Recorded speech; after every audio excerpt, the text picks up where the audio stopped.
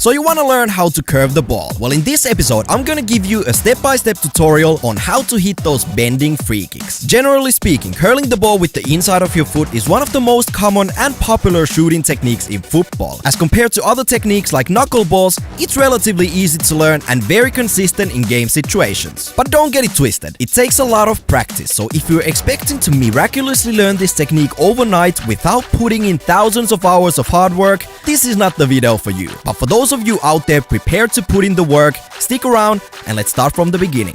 And you want to start with a proper run up to the ball, which means having a bit of an angle to the ball. Imagine that the camera is the goal. I would probably approach the ball from an angle somewhat like this. People who tend to go for a more straight run up usually go for a knuckleball or just a pure power strike, but that's not what we're working with today. Also, I've seen tons and tons of tutorials where people give you exact steps. Take 5 big steps back, 2 to the side, and you're good to go. Honestly, it doesn't matter how many steps you take back.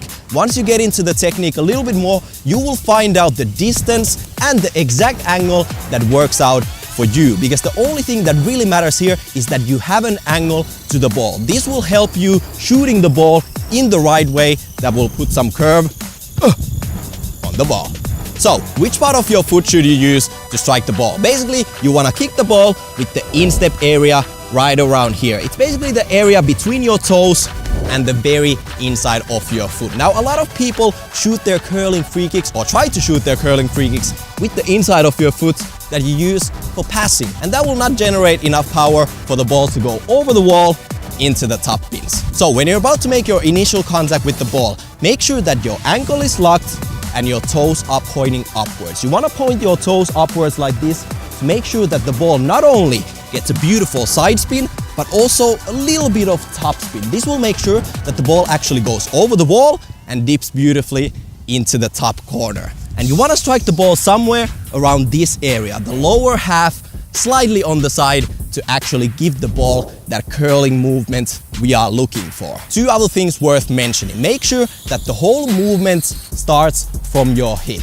Just like this. You want to have some nice momentum when you approach and shoot the ball. Nobody has ever shot a nice free kick just by swinging their leg and having their hip not working together with them. You can see from this is never gonna work out. What you want to do instead is approach the ball from a nice angle and have your entire hip moving and creating some nice momentum. Also, your non-kicking foot, your standing foot, has a very interesting role in this technique. Normally when you pass the ball, let's say the camera is you, I'm trying to pass the ball directly to you. You are used to having your non-kicking foot pointing directly towards your target. But in this case, I'm actually gonna have my standing foot pointing slightly away from my targets. Why is that?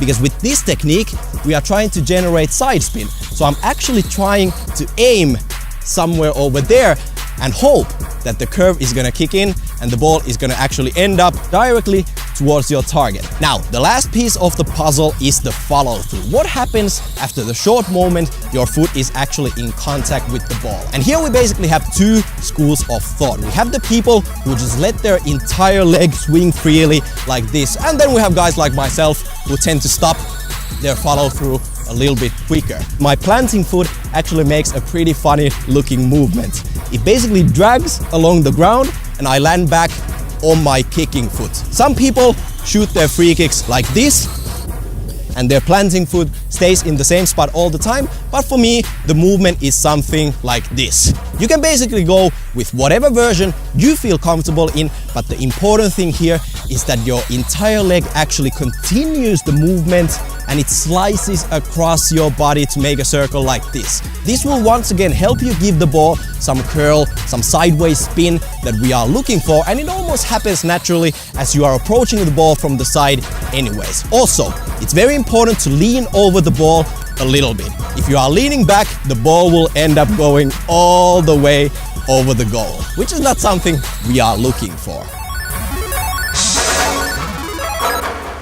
And that's pretty much it for the basics. Next up, I wanted to give you some extra tips, and my tip number 1 is to practice your free kicks shooting against the wall. This is a great thing to do because obviously when you kick the ball towards the wall, it will always come back to you.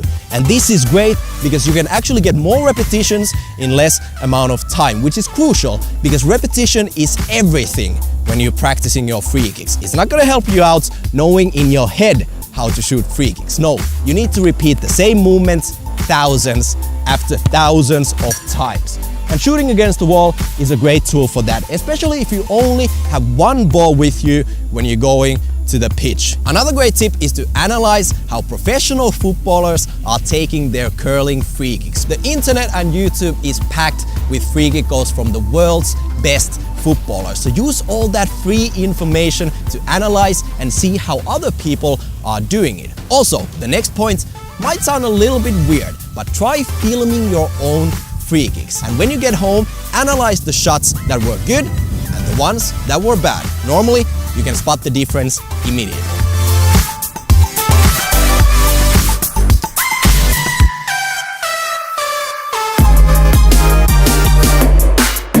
Now, on to some common mistakes that a lot of people do when they start practicing their curving free kicks. And the number one thing I see people doing wrong is that they only generate backspin to their shots instead of getting that beautiful side spin to the ball. Backspin is obviously an enemy because it will make the ball float in the air for a long period of time, which is something we don't want. We need the ball to go up over the wall and come back down into the top pins. Now, if you find yourself only generating backspin to the ball, you are probably doing one of these things wrong.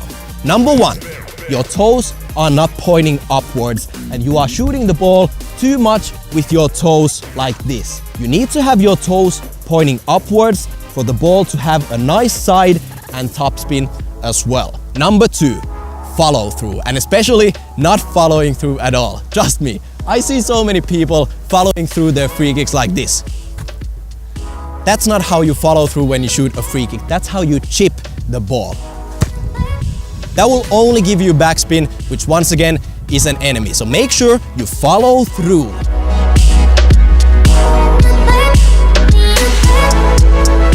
So, let's summarize a little bit. Make sure you have enough angle on your run-up. Point your non-kicking foot slightly away from your target and hit the lower half of the ball with your instep. As you hit the ball, make sure your upper body is leaning over the ball, your ankle is locked, and your toes are pointing slightly upwards to give the ball some top spin as well. And finally, follow through by continuing the movement with your leg across your body.